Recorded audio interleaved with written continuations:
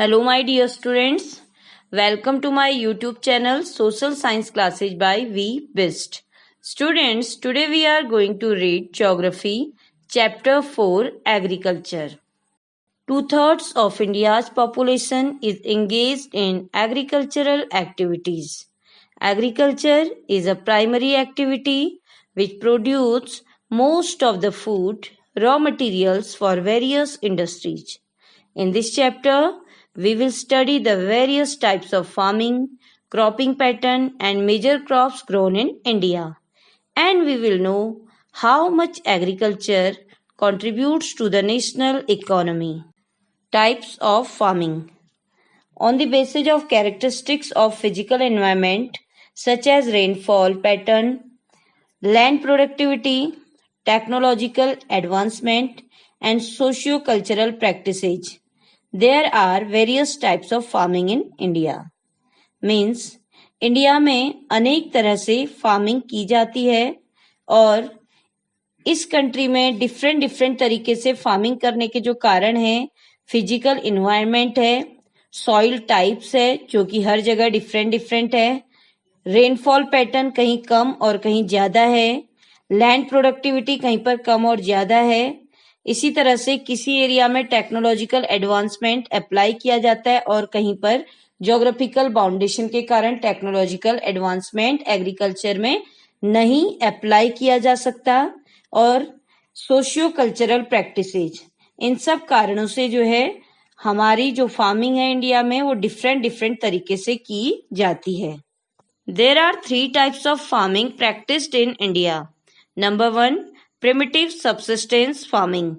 Primitive subsistence farming को जीविका खेती या निर्वाह खेती भी कहा जाता है, क्योंकि इसमें किसान छोटे छोटे खेतों में काम करते हैं, फसल उगाते हैं, जिसके कारण हाई यील्डिंग या अच्छी पैदावार नहीं होती और उसका केवल सेल्फ कंजप्शन ही उस उपज से या उस पैदावार से हो पाता है. उसे किसी भी तरह का कोई भी इनकम गेन नहीं होती, इसीलिए इसे प्रिमिटिव सबसिस्टेंस फार्मिंग कहा जाता है.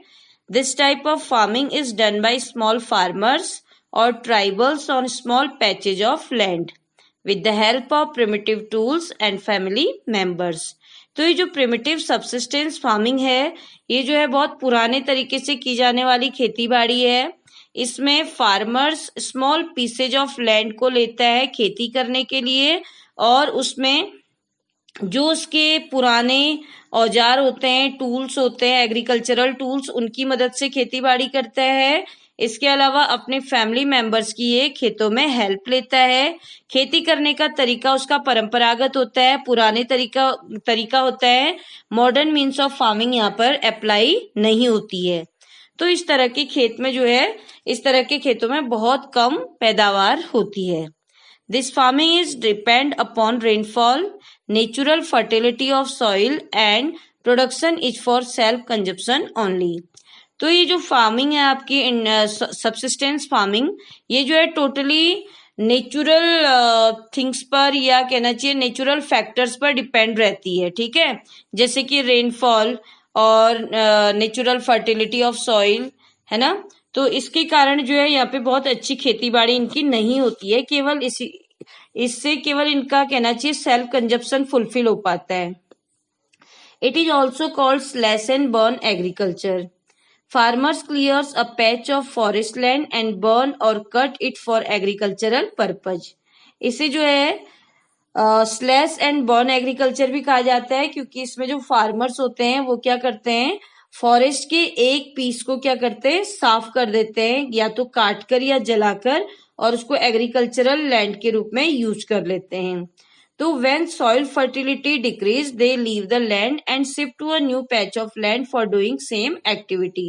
तो देखिए, जब सॉइल फर्टिलिटी डिक्रीज होती है धीरे धीरे 10 साल बाद, 12 साल बाद या 8 साल बाद, तो ये क्या करते हैं, उस एरिया को छोड़ देते हैं, उस एग्रीकल्चरल लैंड को छोड़ देते हैं और इसी तरह से जंगल के दूसरे एरिया में चले जाते हैं और क्या करते हैं, सेम एक्टिविटी करते हैं, मीन्स स्लैश और बर्न की एक्टिविटी करते हैं for getting a agricultural land.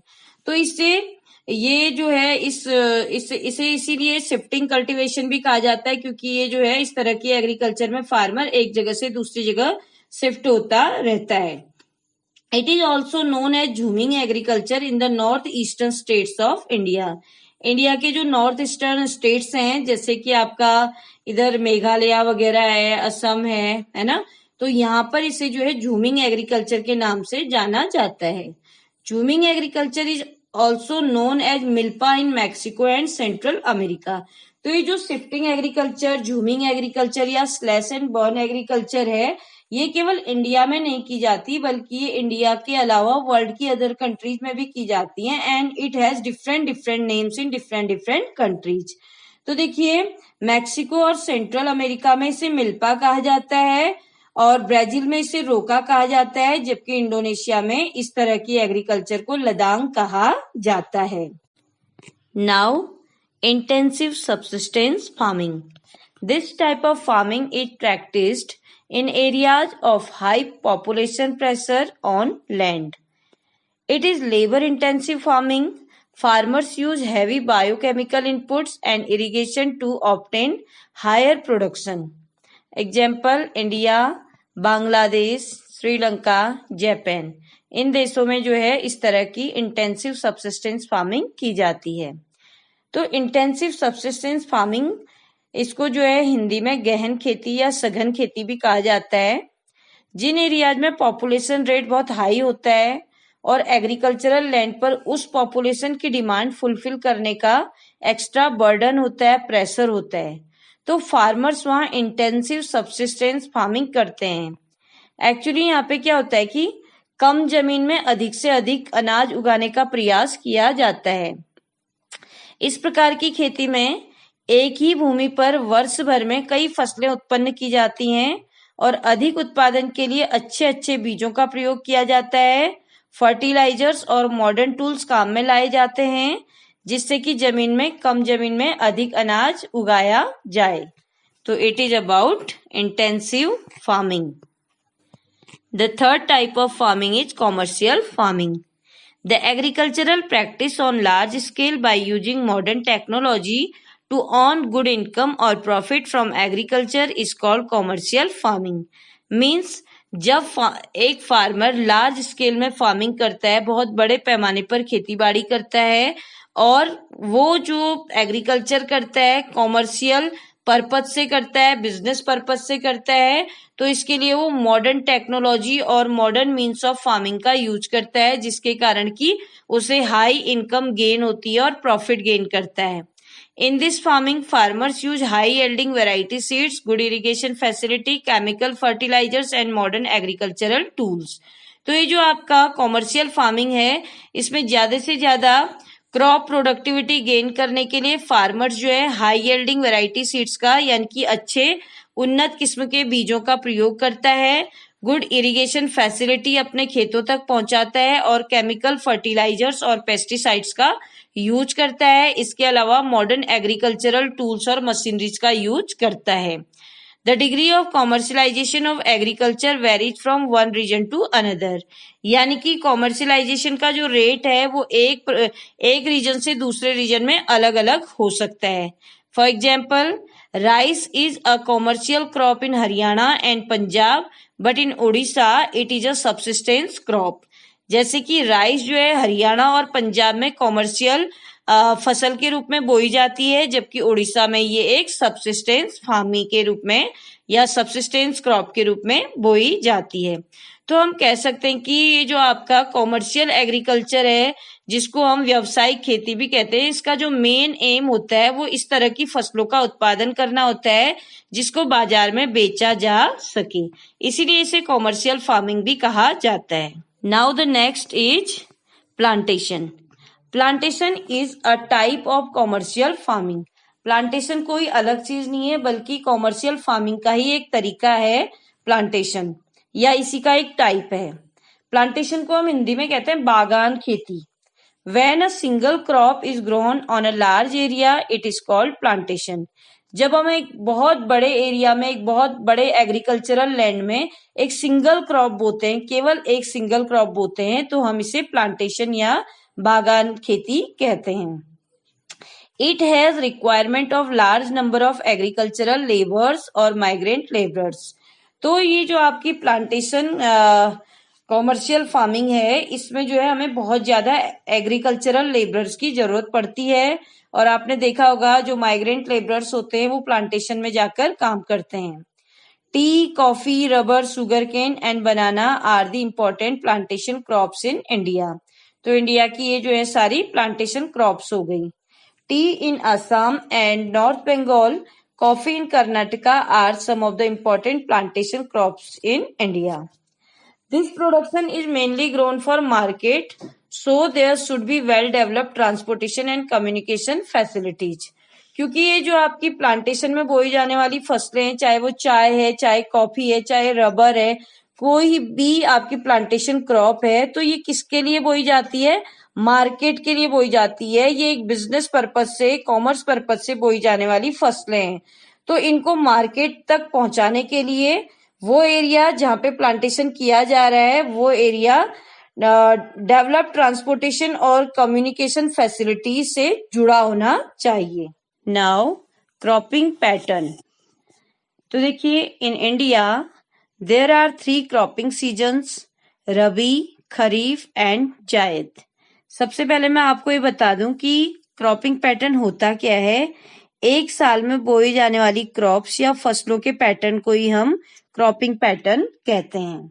ठीक है, तो इंडिया में जो है क्रॉपिंग सीजन के अकॉर्डिंग 3 तरह की फसलें बोई जाती हैं, रबी क्रॉप्स, खरीफ क्रॉप्स और जायद क्रॉप्स। तो one by one we will read about them. First, rabi crops. These are sown at the start of winter, October to December, and harvested in spring to or April to June. तो जो रबी crops हैं वो जाड़ों में बोई जाने वाली फसलें हैं। ये जो है अक्टूबर से लेकर दिसंबर तक बोई जाती हैं और स्प्रिंग से लेकर अप्रैल या जून के मंथ्स में ये काटी जाती हैं। Example of rabi crops are wheat, barley, peas, gram and mustard. These crops are mainly grown in Punjab, Haryana, Himachal Pradesh, Jammu Kashmir, Uttarakhand and UP. तो ये जो है हरियाणा, हिमाचल प्रदेश, पंजाब, जम्मू कश्मीर, उत्तराखंड, यूपी, ये जो है मेजर प्रोड्यूसर्स हैं किसके? आपके रबी क्रॉप्स के। Then kharif crops. These crops are sown during the onset of monsoon from May to July and harvested in September और अक्टूबर। तो खरीफ क्रॉप्स वो हैं जिन क्रॉप्स को ज्यादा से ज्यादा रेनफॉल की या बारिश की आवश्यकता होती है और बहुत ज्यादा धूप की भी आवश्यकता होती है। तो ऐसी फसलों को हम कब बोते हैं? मई से लेकर जुलाई के बीच में बोते हैं और इनको काटते हैं सितंबर से अक्टूबर। और ये फसलें आपकी क्या कहलाती हैं? खरीफ क्रॉप्स कहलाती हैं। Major kharif crops are paddy और राइस, मेज, ज्वार, बाजरा, तुर और अरहर, सोयाबीन।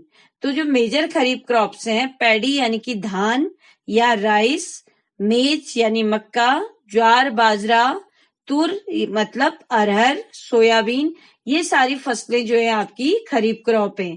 अभी जो है आपका खरीफ सीजन चल रहा है, आपने देखा होगा कि अभी खेतों में ये सारी फसलें आपको दिखाई दे रही हैं। ठीक है, चावल, मक्का, ज्वार, बाजरा, सोयाबीन, ये सारी क्या है? खरीफ की फसलें हैं। तो major areas of rice are Assam, West Bengal, coastal region of Odisha, Andhra Pradesh, Telangana, Tamil Nadu, Punjab, Haryana and UP. तो ये जो स्टेट्स हैं आपके, यहाँ पे खरीफ की फसलें ज्यादातर बोई जाती हैं। नाउ जायद crops. In between the Rabi and Kharif season, there is a short season during the summer months, March to June, known as the Jayad season. Means रबी और खरीफ सीजन के बीच में आने वाला बहुत छोटा सीजन जो कि लगभग 1 या 1.5 महीने का होता है, इसे हम क्या कहते हैं? जायद सीजन कहते हैं, जो कि मार्च से लेकर जून तक आता है। ठीक है, तो जायद फसलें वो फसलें हैं जो रबी और खरीफ सीजन के बीच में बोई जाती हैं। Watermelon, muskmelon, cucumber, vegetables and fodder crops. Fodder crops mean जानवरों का चारा। ये जो हैं कुछ जायद क्रॉप्स हैं।